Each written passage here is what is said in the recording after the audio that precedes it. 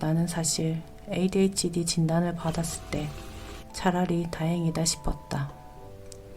하지만 몇 달 후 펑펑 울게 되었다.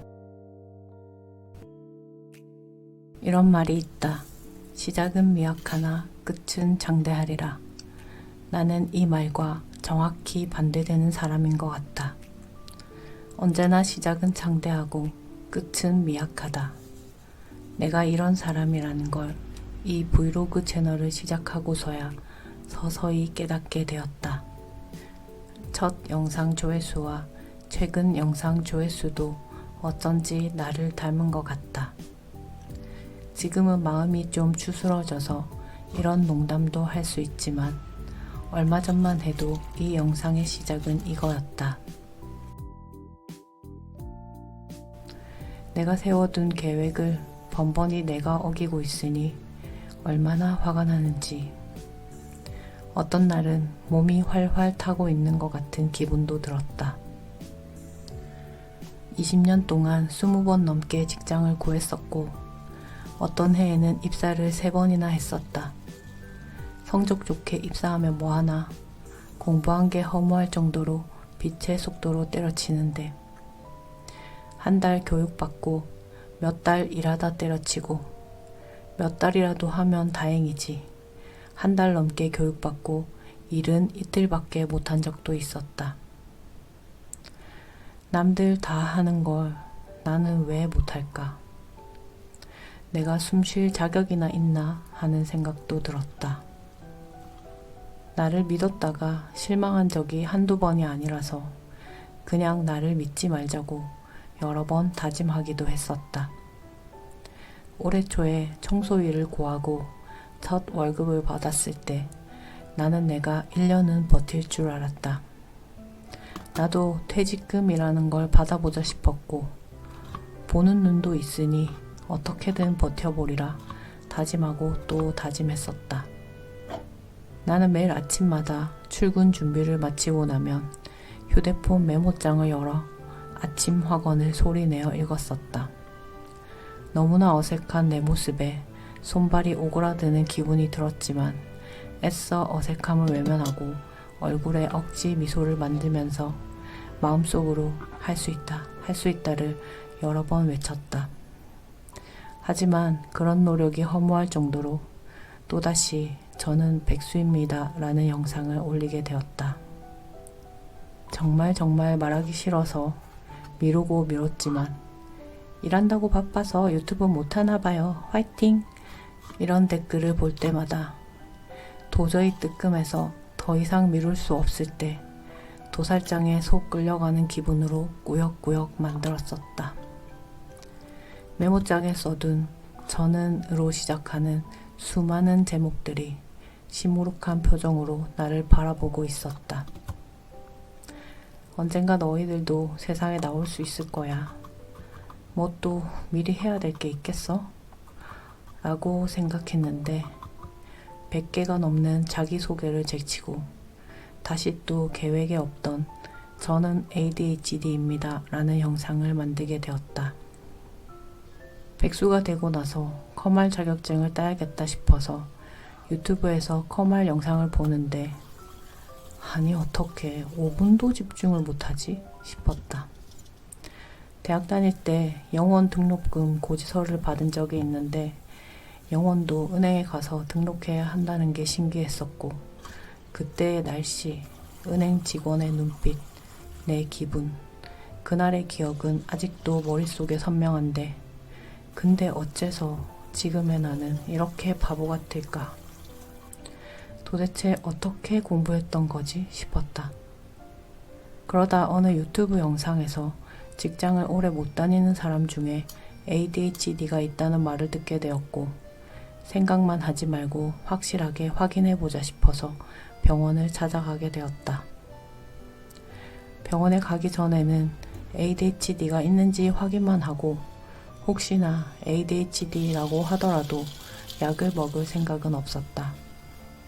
작년만 해도 의사 선생님이 약을 먹어야 한다라고 하면 반드시 먹어야 되는 줄 알았지만 이젠 내가 선택하는 거라는 걸 알게 되었기 때문이다. 나는 생리통이 있어도 약을 안 먹고 버티는 편인데 심지어 수술 후 무통주사도 거부했었다. 그때 옆에 있어줬던 친구가 나에게 독한 년이라고 말했었다. 아니, 고통을 참으려고 하는 게 아니라 아픈 것보다 속이 울렁거리는 걸 더 못 참겠다고 라고 말하고 싶었지만 말할 힘이 없어서 말은 못했었다. 아무튼 정신과에서 CAT 검사와 뇌파 검사를 했고 천식 진단을 받을 때와 마찬가지로 그래도 심한 건 아니죠? 라고 물었다. 그때까지 당연히 나는 있더라도 조금이겠지 생각했었다. 4년 전쯤이었나? 처음 MBTI라는 걸 알게 되었을 때 우연히 INFP라는 남자의 브이로그를 보게 되었는데 그분이 인프피가 ADHD가 많은 것 같다는 말을 했었다. 나는 그때 ADHD가 뭐지? 싶었고 검색을 해보니 대충 산만한 사람들을 말하는구나 싶어서 나는 아닌데 싶었다. 어린 시절에 가장 많이 들은 말이 조용하다, 차분하다, 조숙하다 였으니까.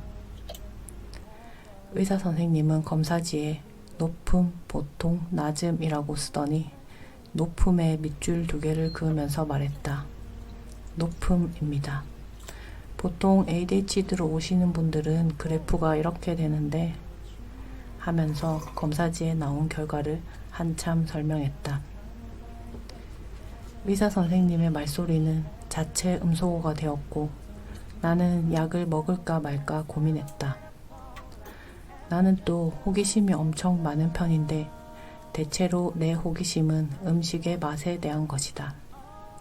예를 들어 쿠팡에서 새우만두를 검색했을 때 처음 본 회사의 새우만두가 있으면 반드시 한 번은 사서 먹어봐야 직성이 풀리는 그런 호기심? 아무튼 이놈의 호기심 때문에 약을 먹으면 어떻게 될까 궁금해서 약을 먹게 되었다. 처음 한 달은 18ml, 그 다음 한 달은 27ml, 그 다음 2달인가 36을 한참 먹다가 이 이야기를 쓰고 있는 오늘은 54를 먹었다. 54로 올린 덕분에 이렇게 스크립트를 쓰고 있는 건가? 아니면 ADHD 충동성 때문인가?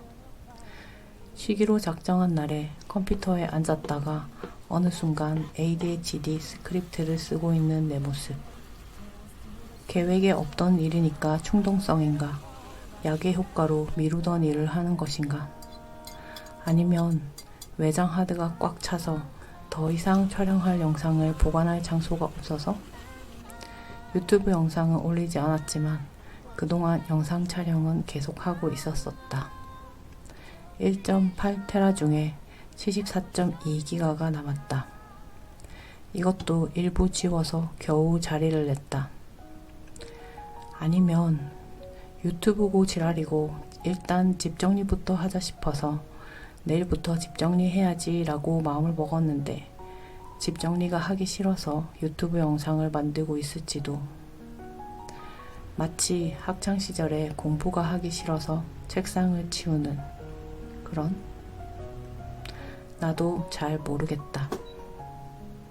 이렇게 잘 모르기 때문에 약 하나하나를 길게 먹었고 나중에 생각하니 아, 이런 효과가 있었구나 하는 게 있어서 지금은 나에게 맞는 용량을 찾아가고 있는 중이다. 약이나 검사 후기는 다른 영상에서. 사실 나는 내 마음속 한켠에는 차라리 ADHD였으면 하는 생각도 있었다. 어린 시절 엄마에게 가장 많이 들은 말이 모난돌이 정 맞는다였고 나는 모난돌, 즉 문제야. 나는 숨 쉴 자격도 없다고 생각했었고 중학생 때 한 번, 고등학생 때 한 번 세상을 등질 계획을 세우기도 했었다. 어차피 죽을 거 막 살자 싶어서 정말로 막 나가기도 했었는데 이렇게 살기로 작정할 줄 알았다면 그러지 않았을 텐데 싶어서 후회로 고통스러운 시간을 보내기도 했다. 그래도 뭐 이렇게 유튜브 콘텐츠의 걸음이 되었고 다른 사람을 이해하는 계기가 되었다며 스스로를 위로하는 중이다. 그래서 나는 사실 ADHD 진단을 받았을 때 차라리 다행이다 싶었다. 내가 문제가 아니라 ADHD 때문이었다니 얼마나 다행인가. 집에 돌아오는 길에 만감이 교차했다.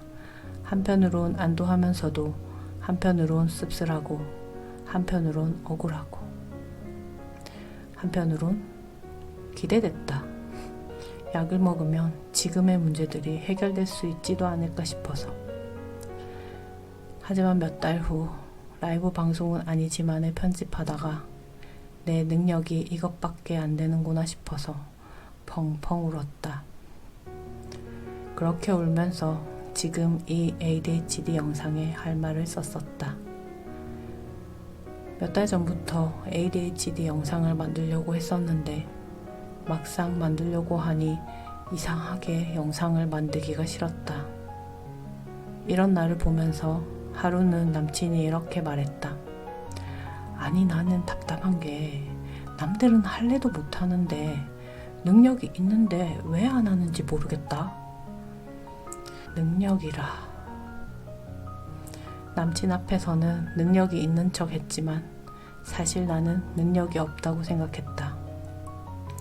왜냐하면 남들은 3, 4시간이면 쓰는 스크립트를 나는 30시간이 넘게 걸려서 완성했고 라이브 방송을 하려니 말이 두서가 없고 하려던 말을 계속 까먹어서 4시간을 촬영했어도 결국 하려던 말을 안 했다는 걸 알게 되었을 때 내가 말을 조리 있게 하는 능력이 없다는 사실에 그게 ADHD 때문이라는 생각에 노력해도 나아지지 않을 것 같아서 갑자기 서러워져서 펑펑 울게 되었다. 아, 내가 능력이 없다는 사실을 들키기 싫어했구나. 그제서야 깨닫게 되었다.